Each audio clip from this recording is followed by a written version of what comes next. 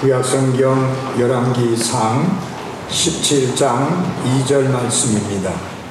구약성경 열왕기상 17장 2절 말씀입니다.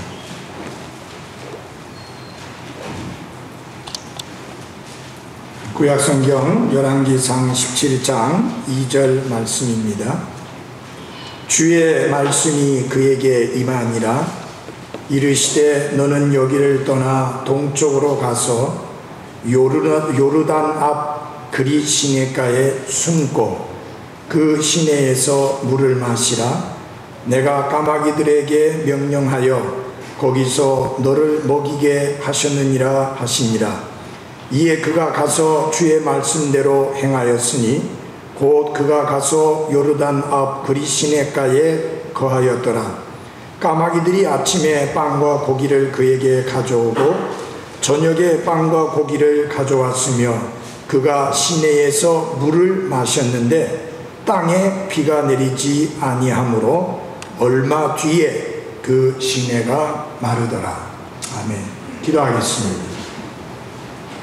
하나님 아버지, 지난날 엘리야에게 하나님의 말씀에 대한 절대적인 복종의 훈련을 가르치셨던 것처럼 이 시대에도 우리에게 하나님의 말씀과 명령에 대한 절대적이고 완전한 순종과 복종을 원하시는 아버지 하나님, 이 시간 하나님의 말씀을 통해서 우리의 마음이 깊이 감동을 받아 하나님의 명령에 순종하고 복종하는 삶으로 하나님께 영광을 돌리며 아름다운 그리스도인의 간증을 드러내 보일 수 있는 저들 되게 하옵소서.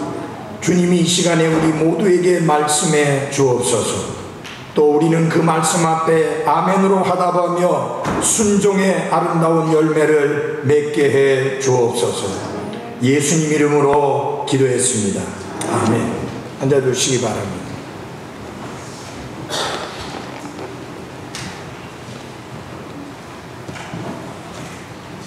이 하나님께서는 엘리야 대언자를 단순히 디셉 사람에서 하나님의 사람으로 변화시키고 새롭게 하시기 위해서 그리 시내가라고 하는 특별한 장소로 인도하셔서 그를 특별한 방법으로 훈련을 시키는 그런 모습이 바로 본문에 나와 있습니다.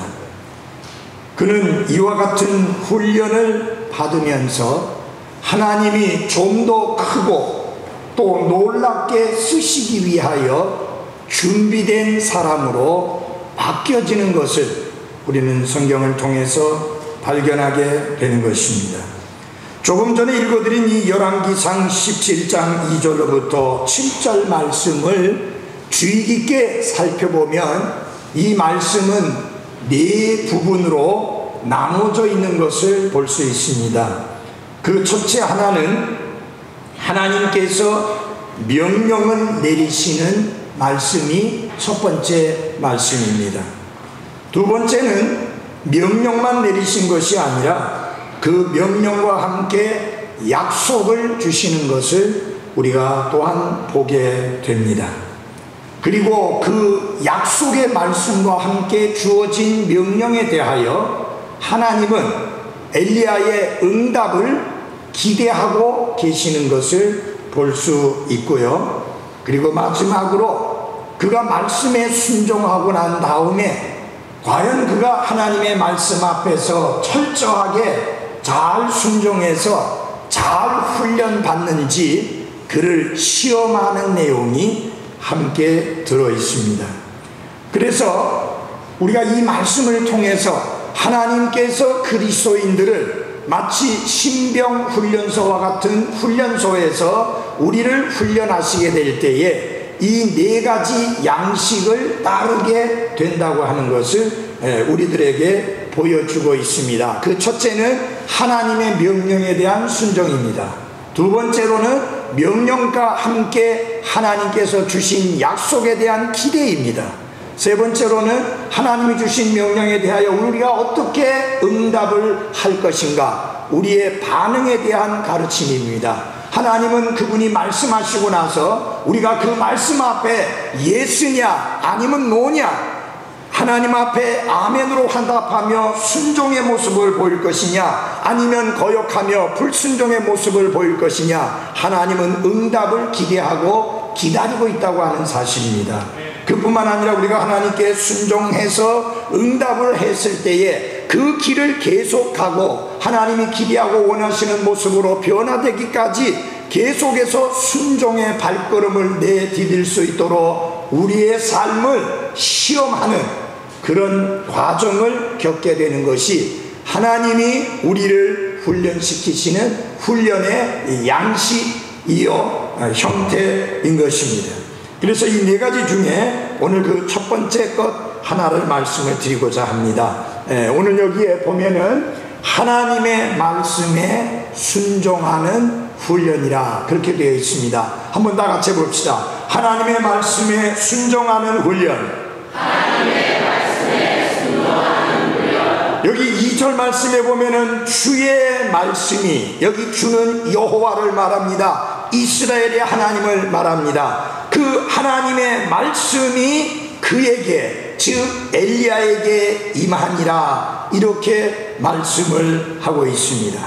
자, 여러분, 언제 하나님의 말씀이 엘리야에게 임했느냐 하는 것을 아는 게 굉장히 중요합니다. 그것은 바로 엘리야가 하나님이 명령하신 대로 하나님의 경고의 말씀, 심판의 말씀을 아하 왕 그 앞에 가서 담대하게 선포하고 난 후에 또 다른 하나님의 명령이, 말씀이 그에게 임하게 된 것입니다.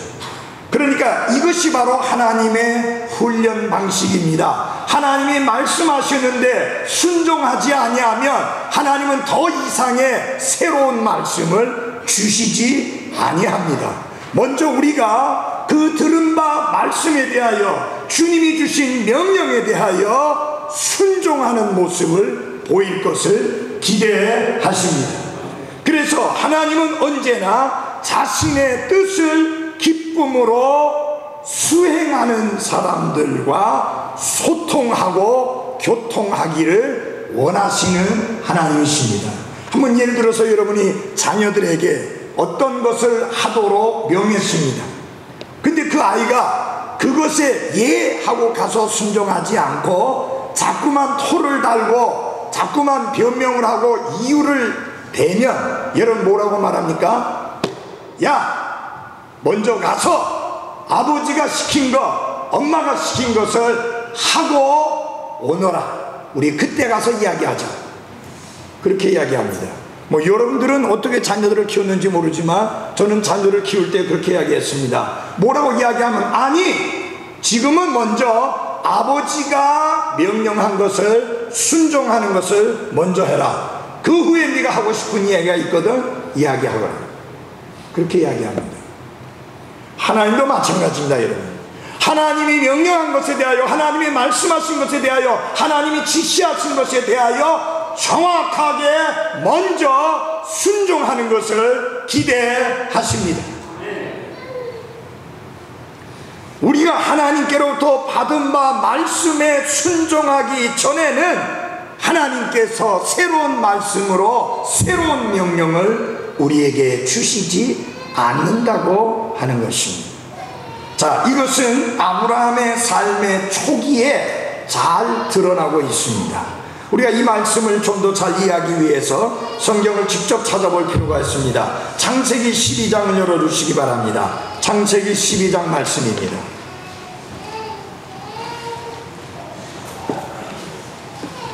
창세기 12장 1절,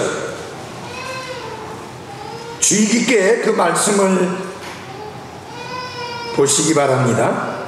그런데 전에 주께서 아브라함에게 이르시되 너는 네 고향과 친족과 아버지 집에서 나와 내가 내게 보여줄 땅으로 가라. 여러분 여기 12장 1절에 나와 있지만 이 말씀은 사실상 11장 31절보다 그 이전에 하나님이 주신 지시와 명령의 말씀입니다.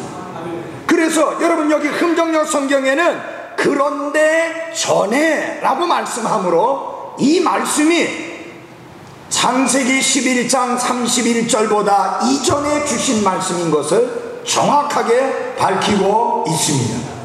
근데 개역성경에는 여호와께서 아브라함에게 이르시되 이렇게 말씀하므로 이 말씀이 언제 준 말씀인지가 마치 하란에서 이미 떠나고 난 다음에 하나님이 주신 말씀인 것처럼 착각하기가 쉽습니다. 그러나 그렇지가 않습니다. 이 말씀은 아브라함에게 어디에 있을 때 갈대아 우르라고 하는 곳에, 사도행전은 메소포타미아라고 부르는 그곳에 있을 때에 하나님께서 말씀하시기를 내 고향과 친족과 아버지 집에서 나와서 내가 내게 보여줄 땅으로 뭐하라? 가라. 그렇게 말씀했습니다. 근데 여러분 11장 31절 보시기 바랍니다. 데라가 자기 아들 아브람과 하란의 아들 곧 자기 손자 롯과 자기 며느리 즉 아브람의 아내 사레를 데려가니라. 그들이 함께 갈대아 사람들의 우르를 떠나서 가나안 땅으로 가려 하였으며 하란에 이르러 거기 거하니라. 여러분 잘 보십시오. 누가 주장하고 있습니까? 아버지가 주장하고 있습니다. 하나님은 아버지 집을 떠나라 했습니다.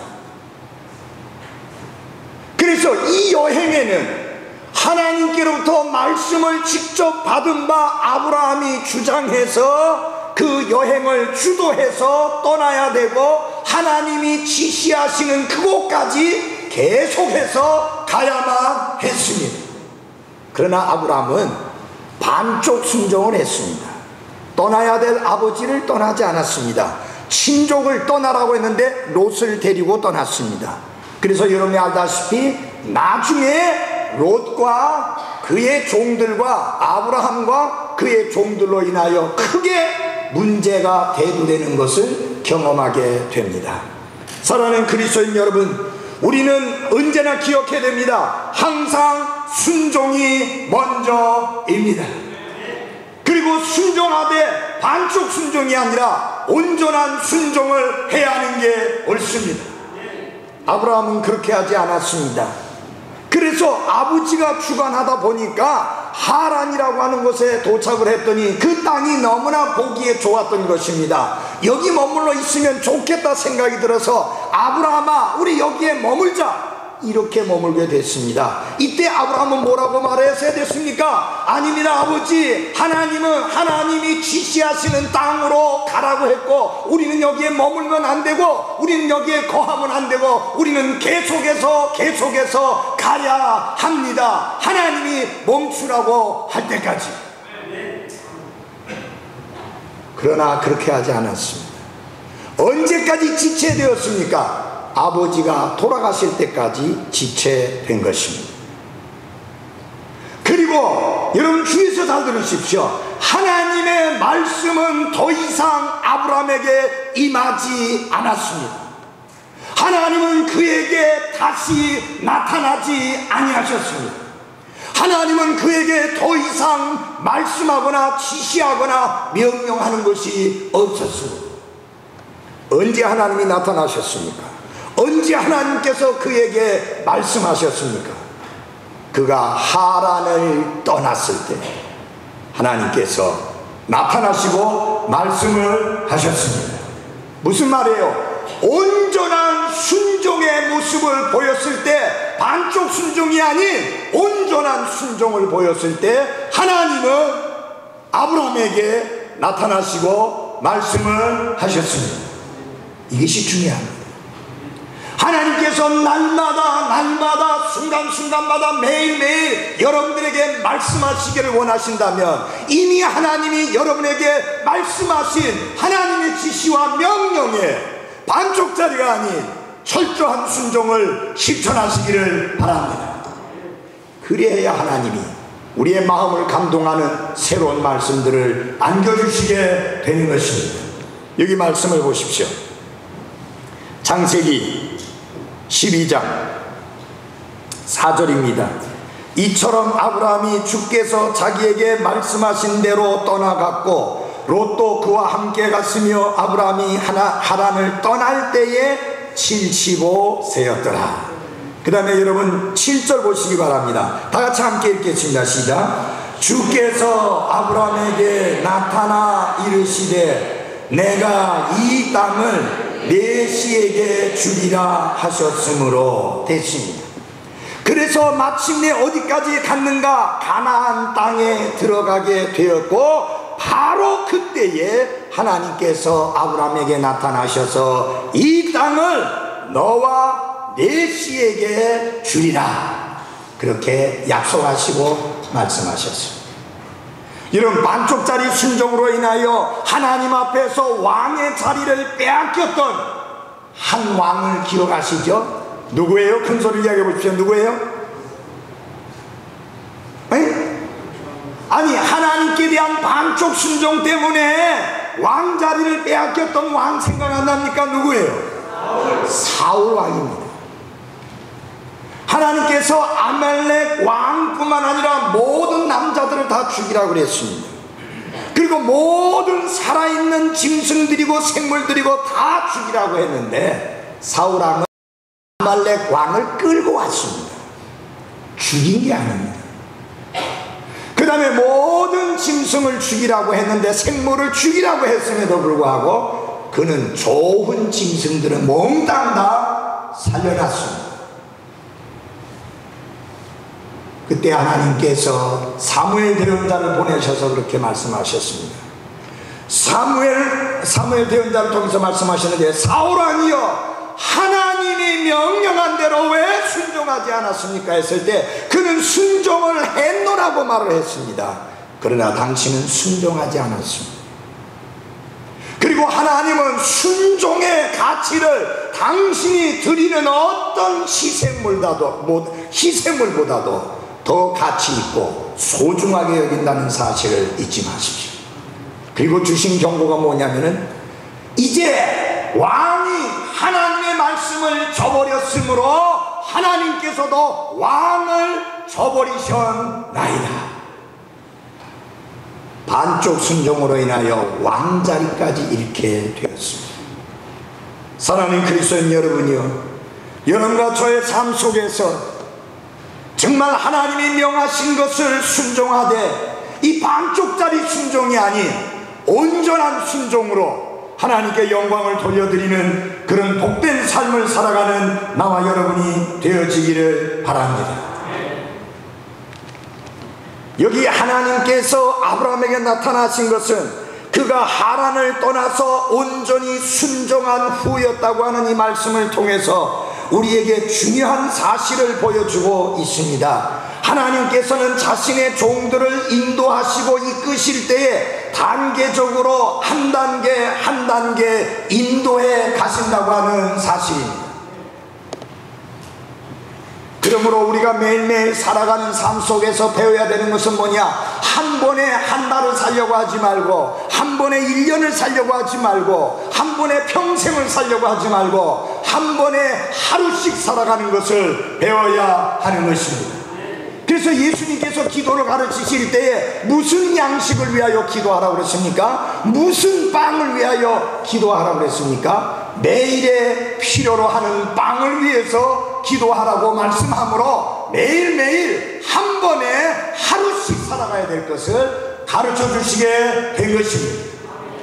그러므로 사랑하는 여러분, 왜 염려합니까? 왜 걱정합니까? 왜 근심합니까? 왜 두려워합니까? 한 번에 일주일, 한 번에 한 달, 한 번에 1년, 한 번에 몇 년, 아니 한 번에 평생을 살려고 하니까 걱정하고 염려하고 두려워하고 근심할 수밖에 없습니다. 지금도 유치원 다니고 있는데 이제 초등학교 들어가는데 벌써 그 아이 시집가고 장가가고 그 아이가 대학 졸업하고 취업할 거 그것부터 걱정하고 있지 않습니까?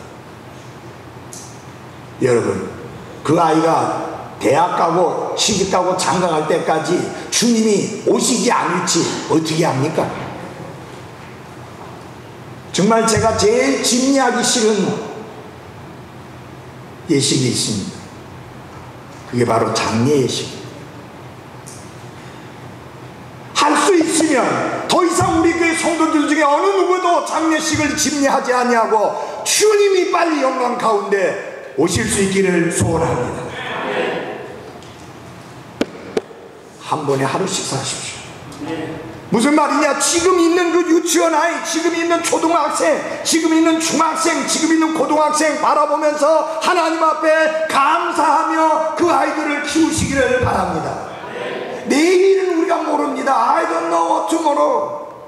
우리는 내일을 모릅니다. 그날이 맑을지 흐릴지, 비가 올지 개일지 아무것도 모르지만, 그러나 우리가 확실히 알고 있는 거 있습니다. 그것은 무엇이냐? 내일을 주고 계신 하나님이 오늘 내 손을 붙잡고 함께 동행한다는 사실입니다.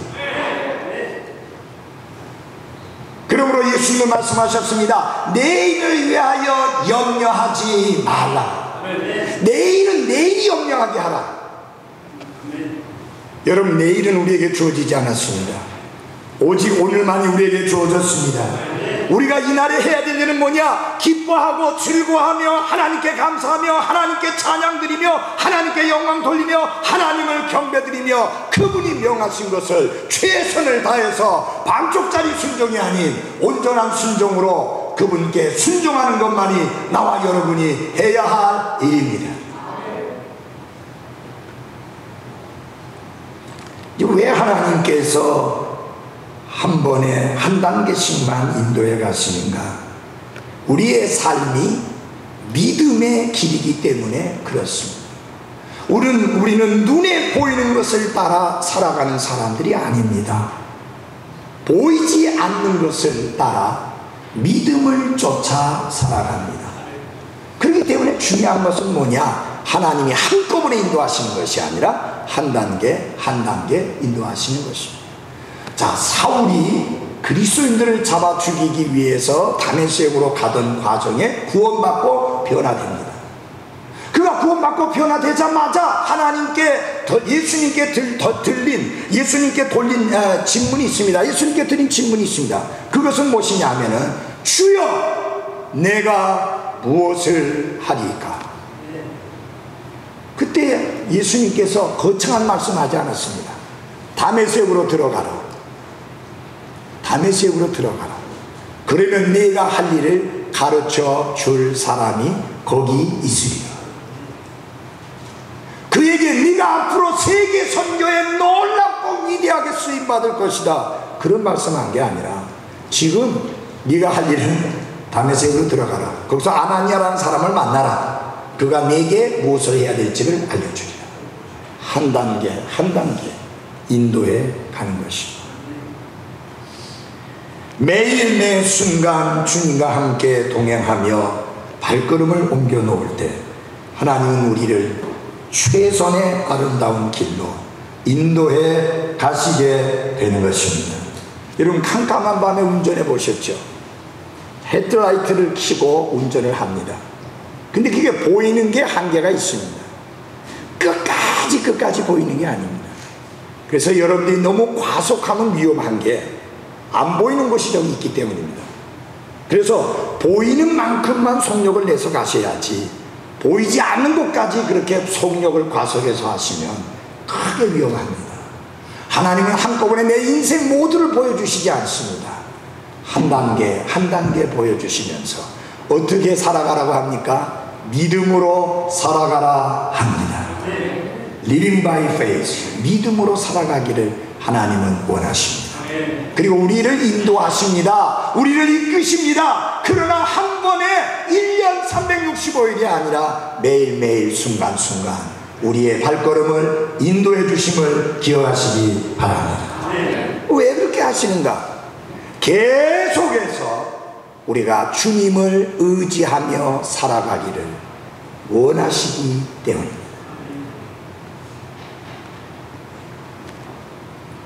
자, 엄중한 심판의 말씀을 선포하기 위해서 길르앗을 떠나서 사마리아로 가서 왕 앞에서 심판의 말씀을 전하기 전에 엘리야는 어쩌면 자신이 그 심판의 말씀을 선포한 후에 어떻게 해야 할지 알고 싶었을 겁니다. 자, 하나님이 나로 하여금 저 아합에게 와서 궁궐에 들어가서 말씀을 선포하라고 했는데 그 말씀을 선포하고 난 다음에 그 다음에 하나님 나를 어떻게 인도하실 것이지 아마 생각이 있었을 것입니다. 그러나 여러분, 그것은 엘리야가 걱정하고 염려할 일이 아닙니다.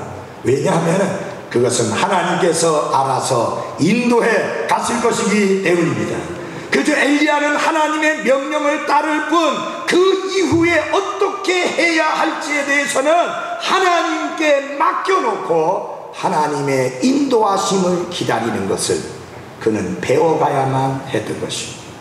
우리도 마찬가지입니다.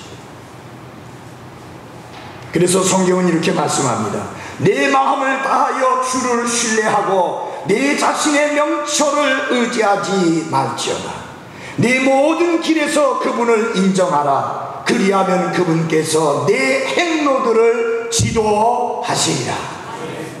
만일 엘리야가 그때 자신의 명철을 의지했다면, 그리고 자신의 본능을 따랐다면 그는 그리 시냇가에 숨는 것을 선택하지 아니했을 것입니다.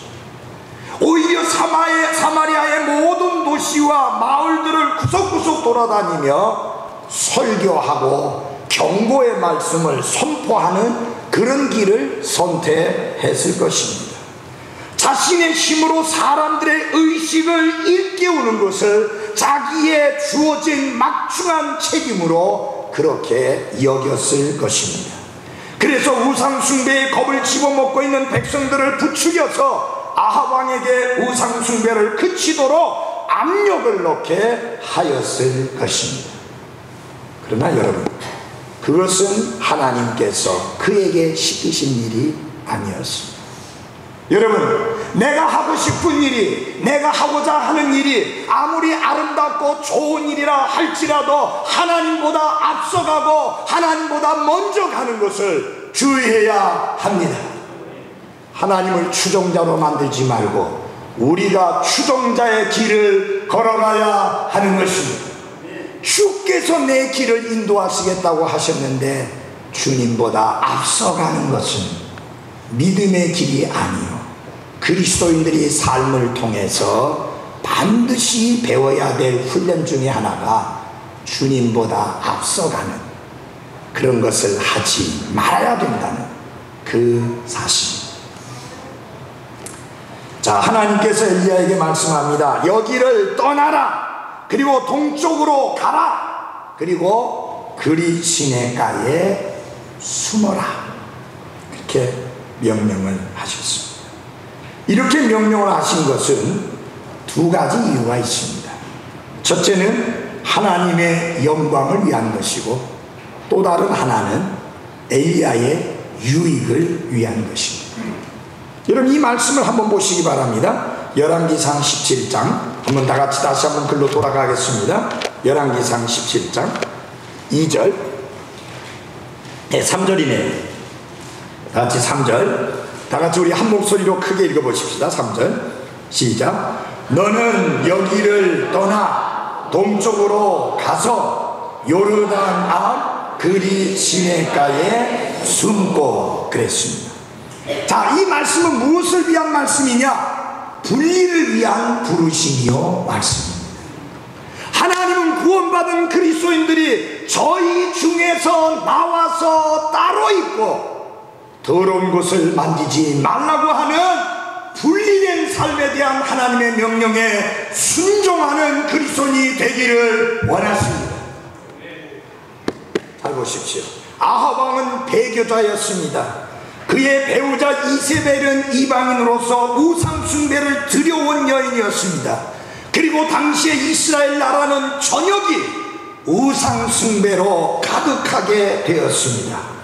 주 이스라엘의 하나님의 이름은 공공연하게 조롱거리가 되어버렸습니다.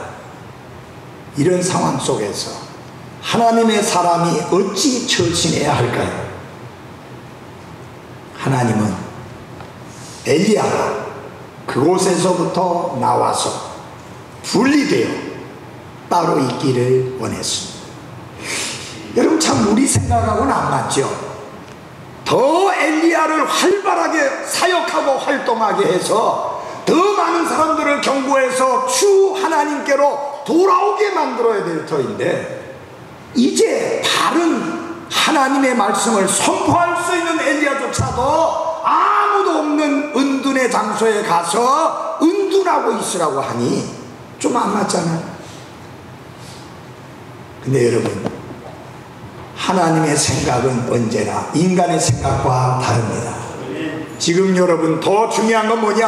한 사람에게라도 더 말씀을 경고하는 게 중요한 게 아니라 근본적으로 그 나라를 변화시키는 것이 필요했는데, 그것은 무엇이냐? 850대 1의 전쟁을 엘리야가 치러야 했기 때문에 그 전에 엘리야를 하나님이 준비시키고 훈련시킬 필요가 있었던 것입니다. 그래서 여러분, 주위에서 잘 들으시기를 바랍니다. 우리는 사람들 앞에 서서 하나님의 말씀을 전하고 하나님의 말씀을 외치고 하나님의 말씀의 대언자로서 사람들에게 경고하기 전에 먼저 중요한 것은 뭐냐? 주님과 내가 단둘이 앉아서 먼저 주님께로부터 말씀을 듣는 훈련이 철저하게 되어 있어야 하는 것입니다. 그럴 때 우리의 선포에, 우리가 전하는 말씀에 능력이 있는 것입니다. 하나님은 우리가 세상으로부터 자신을 지켜 더럽히지 않으려면 악으로부터의 철저한 분리가 필요할 뿐만 아니라 열매 없는 어두움의 일들에 참여하지 말고 그것들을 책망하는 자로서의 삶을 살아가기를 원하는데, 하나님은 이스라엘 나라 전체가 하나님께 회개하고 돌이켜서 돌아오기를 원했는데, 그러기 위해서는 어떻게 하는 것이 필요한가? 바알에 대한 자 850명을 먼저 처리해야 될 필요가 있었습니다. 그 큰 일을 위해서 여러분, 하나님은 엘리야를 준비시키게 된 것입니다. 그러므로 사랑하는 여러분, 기억하십시오. 하나님이 내 생각과 다르게 역사하실 때 왜 그렇게 하시는가 알아야 되는데, 그 이유는 무엇이냐? 조용한 곳에 가서 주님과 단둘이 있으면서 훈련을 받고 연단을 받아야 될 필요가 있기 때문에 그렇습니다. 이런 그리스인에 가는 조용한 곳입니다. 아무도 없는 곳입니다. 누구와만 교통할 수 있는 곳입니까? 하나님과 엘리야만 단둘이 교통할 수 있는, 커뮤니언 할 수 있는 그런 장소입니다.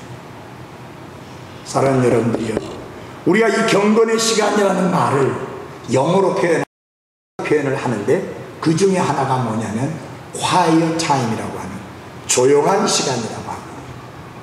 여러 가지 잡다한 소리들로부터 떠나서 오직 하나님의 말씀만 들을 수 있고 내가 하나님께 말씀을 들을 수 있는 조용한 시간이라는 그런 의미입니다.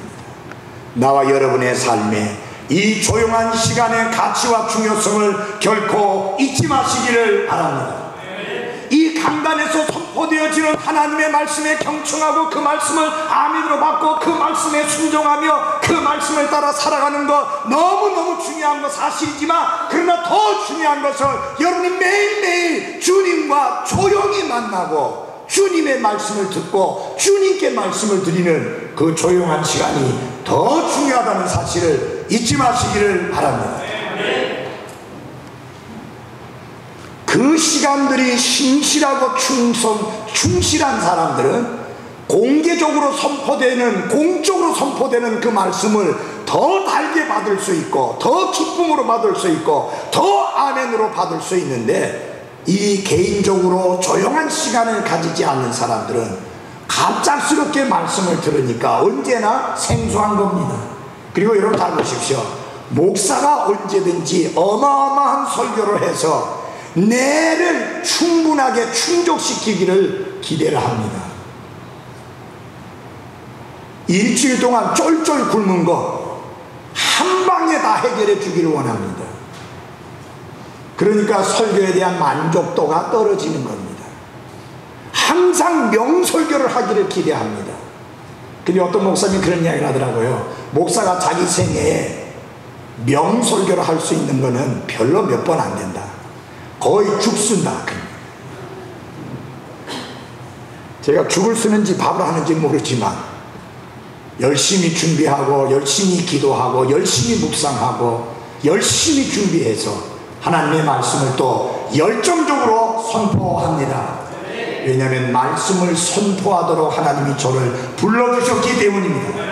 하나님은 저보고 강의하라고 부르지 않았습니다. 그래서 저는 설교할 때마다 설교를 하지 강의하지 않습니다. 하나님이 나를 프리처로 프리칭하도록 설교자로서 설교하도록 부르셨기 때문입니다. 강의는 신학교에 가서 할 겁니다. 조용한 시간을 가지십시오. 전에 지금은 이제 은퇴를 하신 분인데 제가 개인적으로 복음을 전해서 구원받고 침례를 베푸신 분인데 울산에 사는 분입니다. 지금은 울산 성도침례교에서 섬기고 있는데 이분이 현대조선소에서 근무를 해서 상무까지 이제 나중에 이사까지 올라갔던 사람인데 너무너무 바쁘게 사는 겁니다. 새벽같이 나가고, 이분은 새벽같이 나오라고 안 했는데도 지가 알아서 새벽같이 가는 거예요. 그리고 얼마나 깨끗이 살았는지 구매부에 근무했었는데 한 푼도 받지 않아가지고 마지막 이사가 될 때까지 잘 지낼 수 있었어요. 나중에 그만두고 나니까 변변한 집 하나 없는 거예요. 근데 이분이 너무 새벽부터 밤늦게까지 뛰어야 되니까 경건의 시간을 어떻게 가져야 되느냐, 조용한 시간을 가끔 가져야 되는데 서서 갖는 거예요. 서서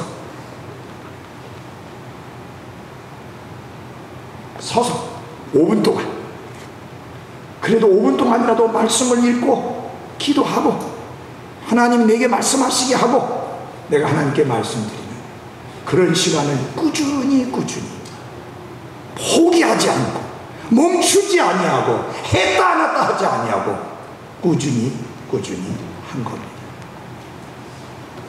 지금 그 교회 안에서 아름답게 주님을 섬기고 있는데 변함없어요. 한결같아요.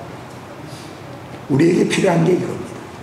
꾸준히 매일매일 주님의 음성을 듣고 주님께 말씀을 드리는 조용한 시간, 경건의 시간, 주님과의 만남의 시간을 잘 가지는 성도들 되시기를 바랍니다. 여러분, 하나님이 왜 엘리야에게 그리 시냇가로 가라 했어요? 열정적인 하나님의 사람입니다. 왕 앞에서도 죽음을 무릅쓰고 경고의 말씀을, 심판의 말씀을 외치던 그런 하나님의 사람입니다. 정말 펄펄 뛰는 사람을 하나님께서 엘리야야 너 여기서 떠나, 그리고 그리시내에 가서 조용히 숨어 있어요. 왜 그랬을까요? 하나님이 더 큰 사역을 위하여 준비하시기 위함이었습니다. 여러분이 아시잖아요. 850대 1입니다. 바알의 대언자들과 바알의 대언자 450명과 개혁성경에 아세라 목상이라고 되어 있지만 그런 말 없습니다. 원어 성경에도 없는 이야기예요. 누가 만들어냈는지 모르지만 희한한 말들인데 작은 숲들이라고 되어 있습니다. 그 정확한 표현입니다. 여러분들이 무당 굿하는 사람들 보면 작은 숲 같은 거 만들어 놓지 않아요? 딱 보면 그런 식의 우상 숭배하는 숭배자들 400명. 그래서 850대 1에 전쟁을 치릅니다. 여러분 이거 이길 승산 있어요? 인간적으로 생각하면 이길 승산 제로입니다. 아무리 해병대가 이 땅 내기라 하더라도 이건 850이잖아요. 안 됩니다. 그것을 위해서 하나님은 엘리야를 준비시키고 훈련시키신 겁니다. 하나님은 바울을 쓰기 전에 아라비아 사막으로 보내서 3년 동안 훈련시키셨어요. 그 훈련이 뭐예요? 쏟아놔야 될 거 쏟아놓고, 쏟아놔야 하나님이 주신 것으로 채울 수 있잖아요. 그 조용한 곳에 가서 하나님께 직접 신학 훈련을 받으면서 전날에 가지고 있던 거 배설물처럼 다 쏟아놓고 주님이 주신 것으로 가득 채워서 주님의 것으로 충만케 하도록 하기 위함입니다. 하나님이 요셉을 이집트의 두 번째 가는 지도자로, 권력자로, 그리고 이집트와 이스라엘을 구원하기 위한 구원자로 쓰시기 전에 그는 노예로 팔려가는 훈련, 감옥에 억울하게 갇히는 훈련 겪었습니다. 그 과정이 전부 다 혼자 있어야 되는 훈련입니다. 혼자 있어야 되는 훈련. 정말 주님과만 교통할 수 있고 어느 누구와도 교통할 수 없는 아픈 훈련을 받았습니다. 다윗, 하나님이 어린 홍안의 소년이었을 때 왕으로 기름 부어 주셨지만 그가 왕의 자리에 오르기까지 18년의 세월이 흘렀습니다. 그 기간 동안 하나님은 다윗을 훈련시키셨습니다. 하나님은 준비하셔서 들어 쓰시는 하나님이십니다. 그러므로 사랑하는 그리스도인 여러분, 하나님이 주신 삶을 가치 있고 보람있게 살기 위해서 하나님 앞에 훈련받는 삶을 기뻐하시기 바랍니다. 그 훈련 중에 첫 번째 요소가 뭐냐? 어떤 경우에든 내 생각을 내려놓고 하나님의 말씀에 순종하는 그 훈련을 철저히 배워나가는 나와 여러분이 되기를 바랍니다. 기도하십시오. 하나님 우리 아버지, 엘리야가 하나님의 말씀에 순종해서 자기의 생각과는 맞지 않는 말씀이었지만 발걸음을 내딛고 옮긴 것처럼 매일매일 순간순간 우리가 주님께 순종하며 순종의 발걸음을 내디딜 뿐만 아니라 무엇보다도 주님과 함께 조용히 교통하는 시간을 신실하게 가짐으로 인하여서 순간순간 매일매일 믿음으로 살아가는 그리스도인의 모습들이 흐트러지지 않게 해 주옵소서.